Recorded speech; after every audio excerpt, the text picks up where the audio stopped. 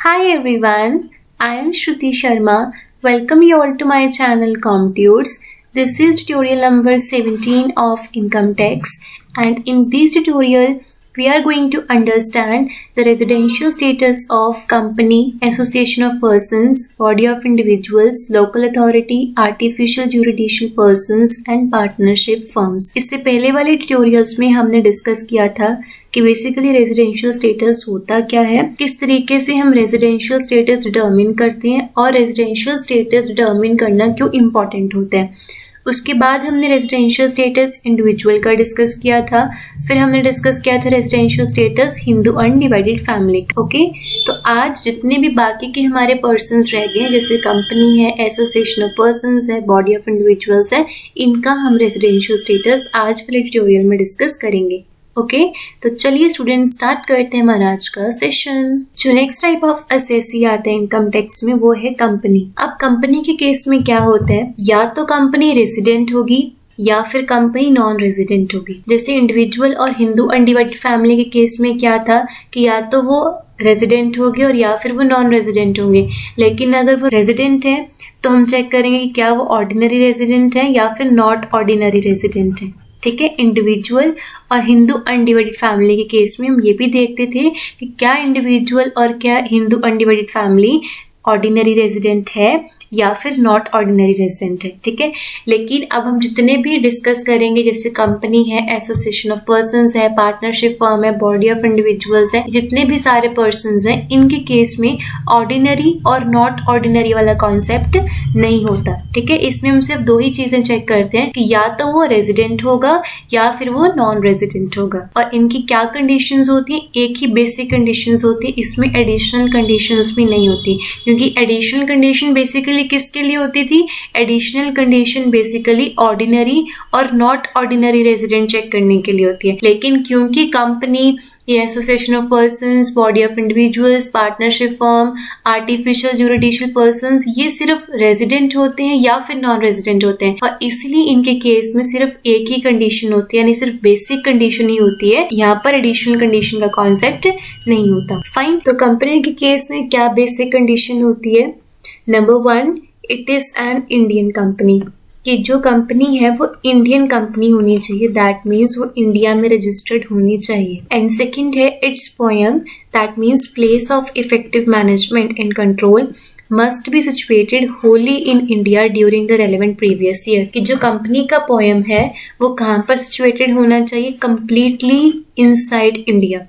जैसे HUF के case में क्या था, मैं आपको कंपैरिजन के साथ इसलिए पढ़ाती हूँ ताकि आपको दोनों कॉन्सेप्ट्स को समझना इजी हो जाए और उन्हें रिटेन करना भी इजी हो जाए, कि आपको कंपैरिजन से क्या होता है, हमें डिफरेंस क्लियर रहता है। उस कॉन्सेप्ट में ये पॉइंट था और इस कॉन्सेप्ट में ये पॉइंट है, तब आप उन दोनों चीजों को डिफरेंस भी कर पाते हो और उन चीजों को समझ भी पाते हो बेटर वे से। फाइन, तो कंपनी के केस में क्या होता है कि वो जो कंपनी है उसका जो पोएम है, पोएम का मतलब क्या होता है, place of effective management and control.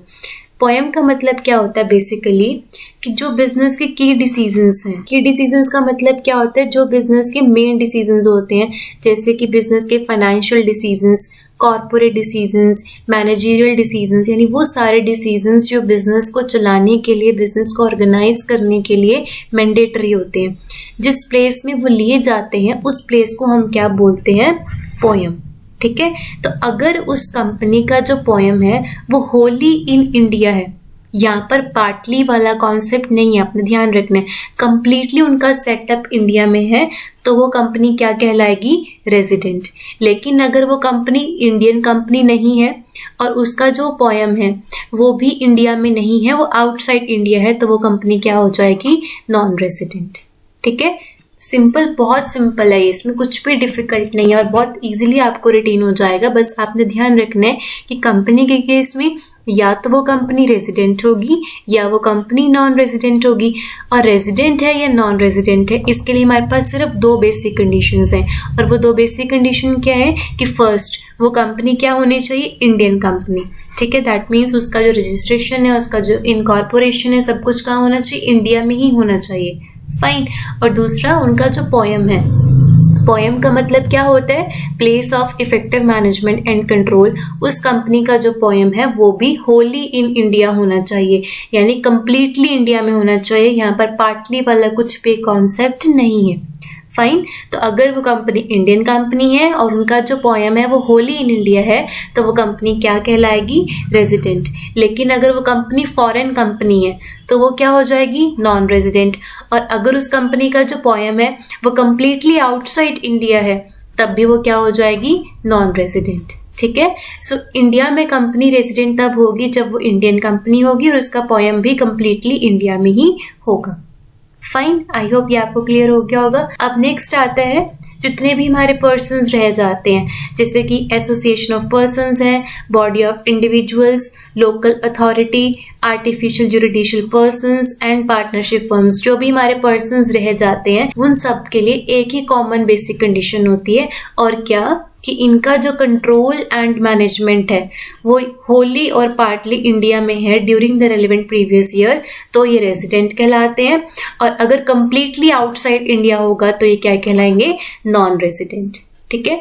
जितने भी आपके बाकी के पर्सन्स रह जाते हैं, इंडिविजुअल, हिंदू अनडिवाइडेड फैमिली और कंपनी के अलावा जो भी पर्सन्स रह जाएंगे, जैसे AOP that is association of persons, BOI that is body of individuals. Paper में आपने पूरा नाम लिख कर आना है, ये नहीं कि ऐसे या फुल फॉर्म लिख कर आ जाओ। ठीक है। तो आपको मार्क्स नहीं मिलते, इसलिए मैं हमेशा फुल नेम बोलती हूँ ताकि आपको क्लियर रहे।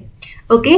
फिर आपके local authority, artificial judicial persons और पार्टनरशिप फर्म्स, और जितने भी सारे पर्सन्स आते हैं उनके लिए एक ही कॉमन बेसिक कंडीशन है कि इनका जो कंट्रोल एंड मैनेजमेंट है, दैट मीन्स इनका जो पोएम है वो होली और पार्टली इंडिया में होना चाहिए during the relevant previous year. अगर कंप्लीटली इंडिया में है तब भी वो रेजिडेंट है, और अगर पार्टली इंडिया में है, पार्टली इंडिया से बाहर है, तब भी वो रेजिडेंट है। लेकिन अगर कंप्लीटली आउटसाइड इंडिया है तो वो क्या डिक्लेयर हो जाएंगे? Non resident. फाइन। तो यहाँ पर हमारा कंप्लीट होता है रेजिडेंशियल स्टेटस वाला टॉपिक।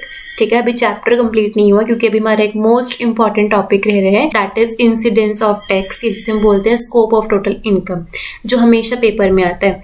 तो वो हम नेक्स्ट लेक्चर में डिस्कस करेंगे। फाइन। नेक्स्ट लेक्चर में हम क्या क्या डिस्कस करने वाले हैं वो मैं आपको बताती हूँ। नेक्स्ट लेक्चर में हम डिस्कस करेंगे कि पेपर में आपको कैसे क्वेश्चन आता है इस चैप्टर से, आपने उसे कैसे अटेम्प्ट करना है, और स्कोप ऑफ टोटल इनकम क्या होता है, वो पूरा कॉन्सेप्ट जो है वो हम नेक्स्ट लेक्चर में डिस्कस करेंगे। फाइन। सो यहाँ पर हमारा कंप्लीट होता है रेजिडेंशियल स्टेटस वाला पार्ट। आई होप ये आपको अच्छे से क्लियर हो गया होगा। And still if you have any doubt और any query, you can ask your doubts और your queries in the comment section box below. Okay, thank you for watching this tutorial. If this lecture is helpful for all of you, then please do share your valuable feedback in the comment section, as your feedback really matters a lot. And also do hit the like button and don't forget to share these tutorials and my channel with your friends and your classmates too, ताकि उन सभी के लिए ये channel जो है वो helpful रहे। Okay, so thank you, bye bye, take care and have a great day.